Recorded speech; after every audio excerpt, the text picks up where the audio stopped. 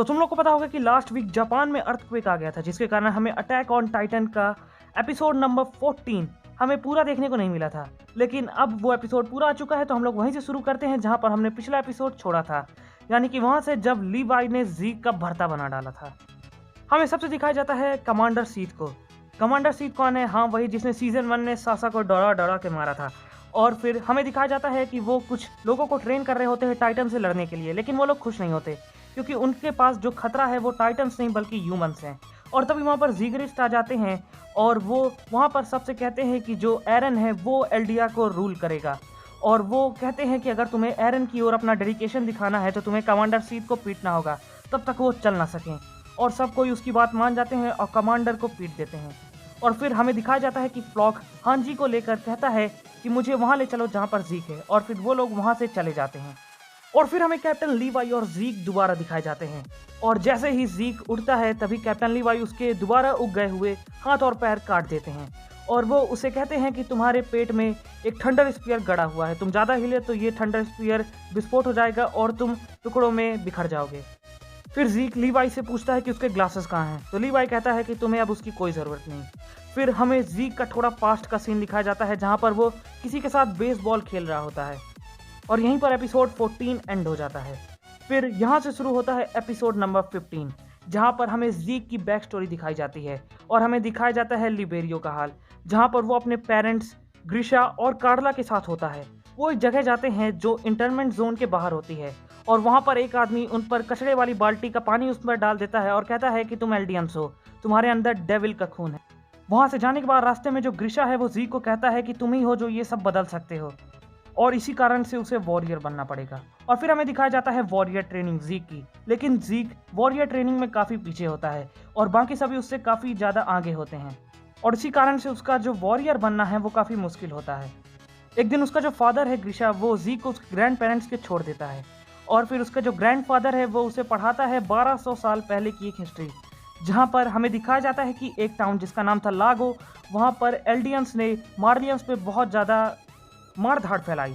और फिर जो उसके ग्रैंड फादर हैं वो ज़ीक से पूछते हैं कि क्या तुम्हारे फादर तुम्हें करेक्ट हिस्ट्री पढ़ा रहे हैं, तो ज़ीक कहता है कि हाँ, एल्डियंस ने मार्लियम पर बहुत ज़्यादा जोर अपनाया और इसी कारण से अब उन्हें अपने कर्मों की सज़ा भुगतनी पड़ रही है। लेकिन इन सब के बावजूद वो वॉरियर ट्रेनिंग में काफ़ी ज़्यादा पीछे होता है, और एक दिन वो अपनी वॉरियर ट्रेनिंग जल्दी फिनिश कर कर अपने घर पहुंच जाता है, जहां पर जो ग्रिशा है वो उसे बताते हैं कि जो लागो में जो कुछ भी हुआ था वो कभी हुआ ही नहीं था, ये सब बल्कि मार्लियन का एक प्रोपेगेंडा है और ये सब फॉल्स है। फिर एक दिन जब वो अपनी वॉरियर ट्रेनिंग फिनिश कर कर जा रहा होता है तभी उसे एक आदमी मिलता है जो कि बेसबॉल खेल रहा होता है, और वो और कोई नहीं बल्कि एक वॉरियर होता है जिसके पास 20 टाइटन होता है। वो और ज़ीक आपस में काफ़ी ज़्यादा घुल मिल जाते हैं और आपस में अच्छे दोस्त बन जाते हैं। वहीं उसके घर में उसके पेरेंट्स काफ़ी ज़्यादा शॉक में होते हैं क्योंकि आउल ने उन्हें बताया था कि जो ज़ीक है वो सिलेक्शन प्रोसेस से बाहर हो सकता है क्योंकि वो अच्छा नहीं है, क्योंकि उसके ग्रेड्स काफ़ी ज़्यादा कम हैं। और फिर वो ज़ीक से कहते हैं कि तुम्हें अपना काम अच्छे से करना होगा और तुम्हें वॉरियर बनना होगा।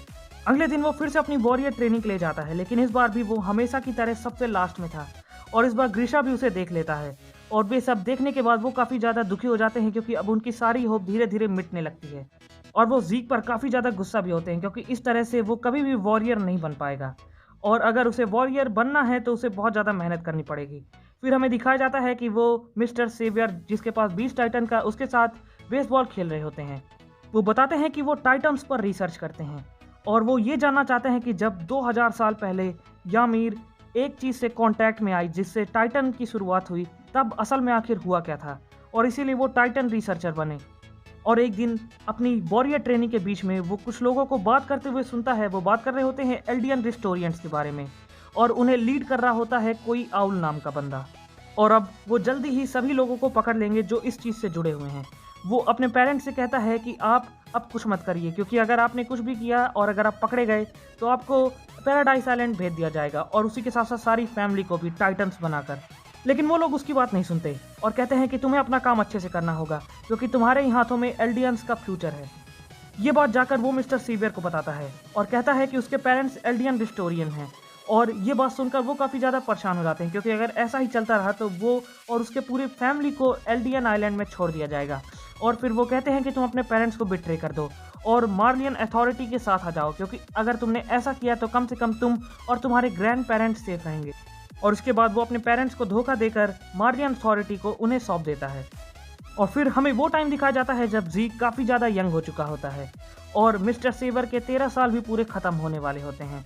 और वो उससे बताते हैं कि जो फाउंडर टाइटन है वो एल्डियंस की बॉडी में कुछ चेंजेस कर सकता है।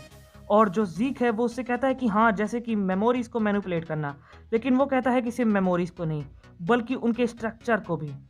और इसके बाद वो उसे 600 साल पहले की कहानी बताने लगते हैं जब एक डिसीज़ पूरे वर्ल्ड में फैल रही थी और जिसके कारण बहुत सारा वर्ल्ड की पॉपुलेशन कम हो रही थी।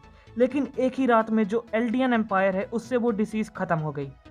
ये सुनकर ज़ीक मिस्टर सीवियर से बताता है कि अगर ऐसा है तो हम फाउंडिंग टाइटन की मदद से एल्डियंस को ख़त्म कर सकते हैं, मतलब कि वो उनकी बच्चे पैदा करने की कैपेसिटी को ख़त्म कर देगा और फिर 100 साल के अंदर सभी एल्डियंस इस दुनिया से ख़त्म हो जाएंगे और पूरी दुनिया से टाइटन्स का डर ख़त्म हो जाएगा, क्योंकि वो अगर कभी इस दुनिया में पैदा ही नहीं होते तो उन्हें ये सब सफ़र भी नहीं करना पड़ता।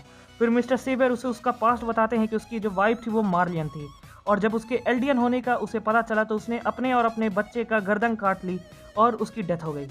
लेकिन अगर वो इस दुनिया में पैदा ही नहीं हुआ होता तो उसे इन सब से सफ़र भी नहीं करना पड़ता। ज़ीक कहता है कि मैं बीस्ट टाइटन को इनहेरिट करूंगा, लेकिन मार्ली के लिए नहीं बल्कि एल्डियंस को आज़ाद करने के लिए। वो ज़ीक से कहते हैं कि तुम खुद फाउंडिंग टाइटन इनहेरिट नहीं करोगे बल्कि किसी ऐसे को दोगे जिस पर तुम ट्रस्ट कर सको। और फिर वो अपना बीस्ट टाइटन ज़ीक को दे देते हैं और अपने इस प्लान का नाम इंथुसियास्मिया प्लान वो रखते हैं और वो उसे किसी ऐसे को ढूंढने कहते हैं जिस पर वो ट्रस्ट कर सके। फिर हमें कुछ साल पहले का सीन दिखाया जाता है जब राइनर और बर्थोल्ड ज़ीक को बताते हैं कि एरन के पास फाउंडिंग टाइटन है और उसके फादर के पास कुछ ऐसा सीक्रेट है जो सिनिगानशिना डिस्ट्रिक्ट में रखा हुआ है। और ज़ीक पूछते हैं कि उसके फादर के बारे में तुम्हें क्या पता है, तो वो उसे बताते हैं कि वो असल में एक डॉक्टर है। ये सुनकर ज़ीक समझ जाता है कि जो उसके फादर हैं वो जिंदा थे और एरन पे भी वही टॉर्चर किया जा रहा है जो उस पर बचपन में हुआ था।